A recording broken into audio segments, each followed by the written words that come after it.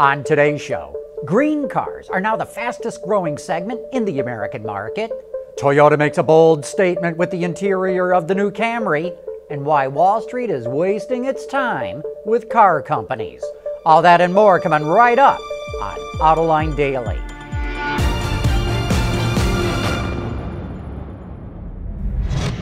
This is Autoline Daily, the show for enthusiasts of the automotive industry. Looks like green car sales have hit a tipping point in the U.S. market. For each of the last 4 years, the green car segment has been shrinking, dropping by a total of 95,000 units. This includes hybrids, plug-ins, and electric cars. While sales of EVs and plug-ins were growing strongly, sales of hybrids were falling, which brought the entire segment down. But so far this year, the trend is going in the other direction. Sales of green cars are up a strong 22%, thanks to growing sales of hybrids, which are up 12% for the first 5 months of the year. Although sales of the segment leader, the Toyota Prius, are down, new entries into the segment and strong sales of other hybrids are making up the difference. New entries include the Hyundai Ioniq, the Kia Niro, and Honda Accord hybrid. Moreover, the Ford Fusion and Toyota Highlander hybrids posted strong sales increases. Put it all together, and the green car segment is now the fastest growing segment in the American market, despite low gasoline prices, and that's why we think this could represent a tipping point. Speaking of electric cars, Tesla is not the only automaker working on battery storage for homes.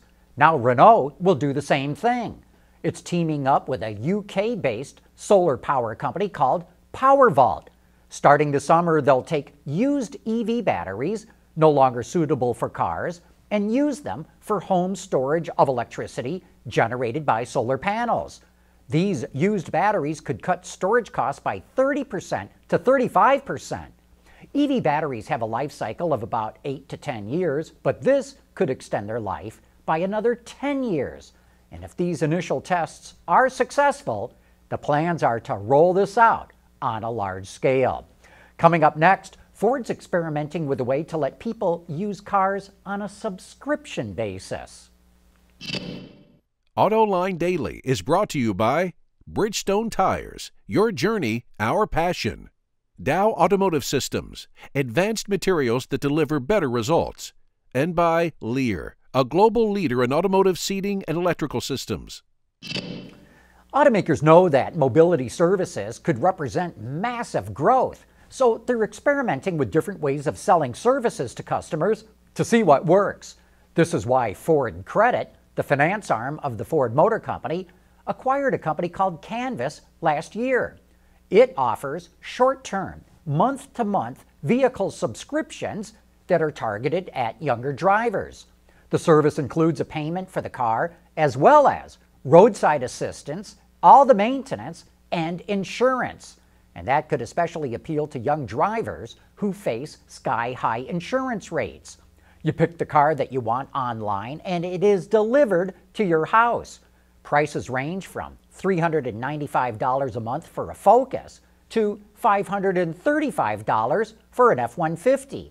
It is an interesting business model. Canvas buys Fords after their leases are up, which holds costs down and helps to boost residuals. The program began in May in the Bay Area, and it's expected to roll out to other cities later on. Well, here's a heads up for all of you in the design community. You know, we're sick and tired of the limited choices that we get with interior colors. All you give us is black or beige or gray. You can get better choices if you go upscale to Alfa Romeos or Bentleys, but they're not available in mass market cars. And that's why we are thrilled to see Toyota offer a red interior with the all-new Toyota Camry. And what a difference it makes with red inserts on the instrument panel, the center console, the seats, and the door trim panels. It really richens up the interior. Now the true test will come to see if dealers actually order these interiors. And by the way, you're going to start seeing a whole lot of stories about the all-new Toyota Camry this week. The news embargo comes off on June 21st, and that's going to open up the floodgates. In fact, this coming Thursday, we have an entire Autoline After Hours dedicated to the Camry, and we have a ton of information of what it's all about. Still to come, Wall Street is wasting its time trying to get car companies to boost their stock. For the people at Dow, racing is a sport and a science. We enjoy one and learn from the other. But like most competitive people, we like winning at both. This is the human element at work. Dow. Wall Street is fighting a winless war. It thinks it can pressure GM and Ford into making changes that's going to boost their stock prices. But you know, the hardest thing in the world to change is public perception. And the public perception of car companies right now is that they're a terrible place to invest. And that's not going to change anytime soon. In the last 5 years, GM and Ford have enjoyed soaring sales and record profits. But as their bottom lines grew, their stock prices fell.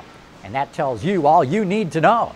If the stock market didn't reward these companies for a huge run-up in sales and profits, it's never going to. Activist investors like Maeva's Harry Wilson pressured General Motors into spending billions to buy back shares. By the end of this year, GM will have spent $9 billion. This helped to dramatically boost GM's earnings per share, going from $2.71 in 2013 to $6.12 last year. But the market didn't care. GM stock price has gone absolutely nowhere. Interestingly, all the major automakers in the world have lousy price-to-earnings ratios, except Tesla. Tesla does not have a price-to-earnings ratio because Tesla has no earnings. But the activist investors do not dare go after automakers outside of the United States because they know that the European, the Japanese, the Korean, and the Chinese governments would quickly snuff out any attempt to go after their beloved car companies. So it's time for the activist investors to face reality.